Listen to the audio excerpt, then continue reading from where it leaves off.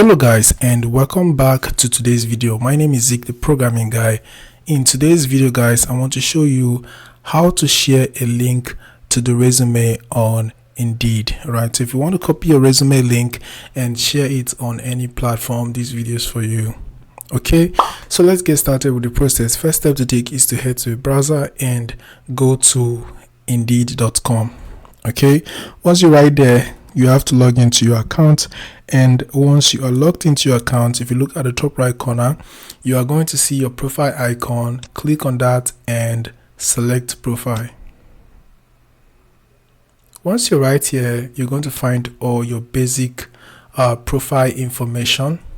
All right, you're going to find everything about your profile. Okay, so right here is our resume. So if you want to get this link to the resume, you have to just select the resume just like this, and then at the top area you find these three dots. Tap on the three dots and you will see this option to share link to my Indeed resume. Click on that and you can now copy the link.